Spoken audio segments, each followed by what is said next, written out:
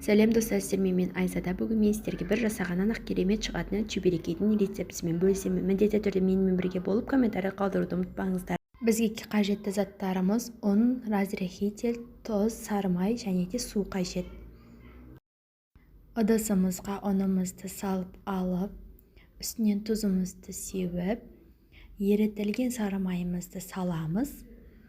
Және де разрыхителімізді де қосып қамыр илеуге кірісеміз. Мінекей біздің қамырымыз осылайша әдемі жұп-жұмсақ болып шықты. Бетін жауып 20 минутқа қойып қоямыз. Мінекей мен картошкілерімді алдын ала пісіріп, жақсылап суытып алдым. Енді картошкілерімізді түйін қалмайтындай қылып езіп алып аламыз. Дайын болған картошкілеріміздің үстіне бұрыш, тұзымызды және жуамызды салып жақсылап араластырамыз. Мінекей біздің қамырымыз дайын. Енді осы қамырымызды екі бөлікке бөліп, қамырымызды жақсылап жазып аламыз.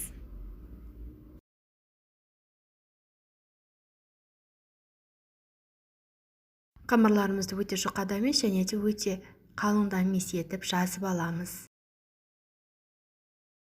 Қамырларымызды бірдей етіп жазып алдым. Көлемінің бірдей шығуы үшін мен кесені алдым. Барлығын бірдей етіп кесіп шығамын. Мінекей менде осындай көлемде домалақша шықты.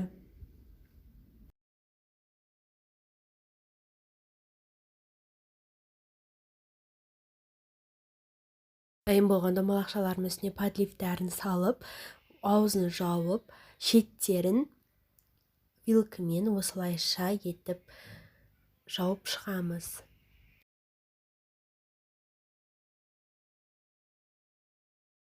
Барлық шеберекейлерімізді осылайша дайындап алдық. Енді қысып тұрған отта барлықтарын пісіріп аламыз. Мінекей менде осындай шеберекейлер шықты. Міндетті түрде менің каналыма тіркеліп, лайк басып, комментарий қалдыруларыңызды сұраймын. Және де менен қандай рецепт күтесіздер, комментарийға қалдыра отырыңыздар.